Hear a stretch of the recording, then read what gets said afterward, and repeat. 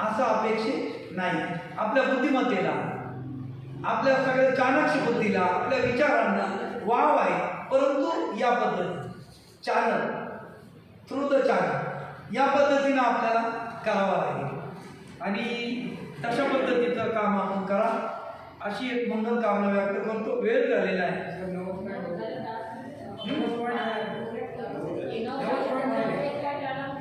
एक पॉईंट राहिला. हो सांगा मधला राहील.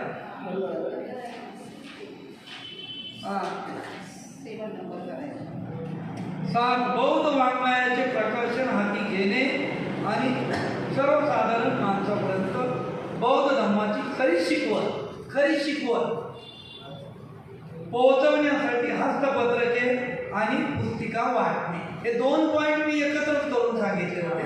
हा वेगळा आहे.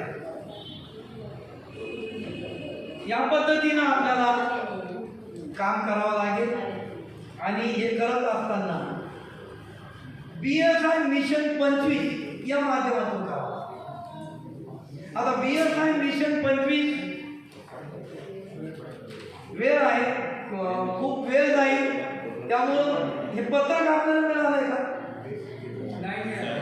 नाही मिळालं.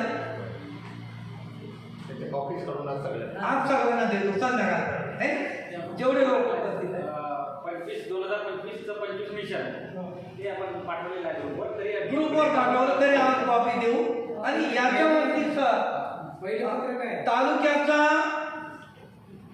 कार्यक्रम झाला पाहिजे जिल्ह्यात की आपल्या सगळ्यांना BSI मिशन काय हे बाबासाहेबांची क्रांती मागे नेण्याचे जे प्रयत्न होतात ते आपल्याला कसे हाणून पाडायचे, ती क्रांती गतिमान करण्यासाठी 8 गोल्डन पॉईंट आणि ते गोल्डन पॉईंट पकडून सहज हे जे काही BSI मिशन आहे या माध्यमातून आपल्याला मंडळ जोडो अभियान, त्याच्यातला मी सांगितलं बुद्धिजीवी लोकांना जोडो अभियान, जे काही मंडळ आहे ते मंडळ बरखास्त करायला सांगायचे नाही, ते जोडायचे, बहुजन समाजाला जोडण्याचं काम करायचं आहे.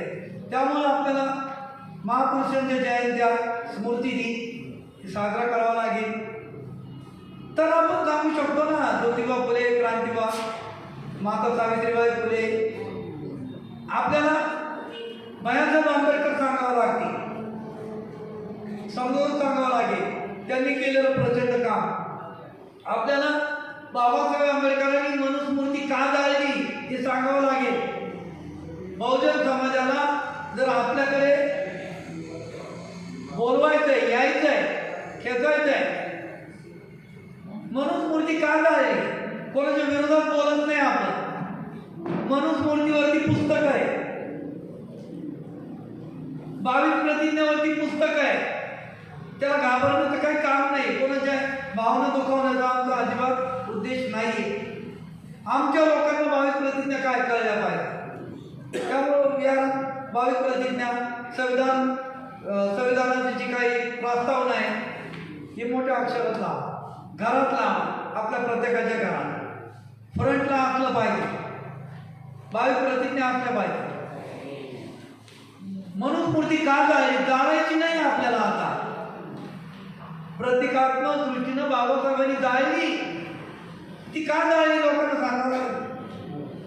मनुस्मृतीचे जे कायदे होते ते बहुजन समाजाच्या, अस्पृश्यांच्या आणि सर्व वर्गाच्या महिलांच्या विरोधात होते, हे सांगावं लागेल. साधी गोष्ट आहे, व्याजाचा दर बहुजन समाजाला जो आहे शूद्रांना हा समजा 2 रुपये होता, वैश्यांना 1.5 रुपया होता, त्याच्यानंतर क्षत्रियांना 1 रुपया होता आणि ब्राह्मणाला फक्त 8 आणे होता. मग ते श्रीमंत नाही होणार. आम्ही व्याज भरून मेलो ना, आमच्या जमिनी व्याजावर गेला ना, लग्नाला 50 रुपये घेतले, ते नाही दिले, गेली जमीन, ते जमीन घेऊ, त्यामुळे आम्ही कामगार झालो, हे सांगावं लागेल ना लोकांना, अर्थनीती सांगावं लागेल. तर या पद्धतीचा एक मेळावा या निमित्तानं आपल्याला घेणं अभिप्रेत आहे आणि मग तालुक्यावाईज आपल्याला तशा पद्धतीचे कार्यक्रम आयोजित करता येतील. संध्याकाळी आपल्याला हे पत्रक देतो, त्यामुळं जास्त वेळ न घेता हा जो विषय आहे जी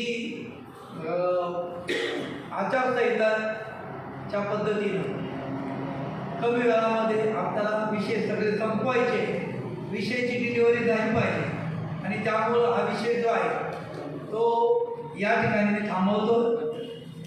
जय भीम, नमो बुद्धाय, जय संविधान.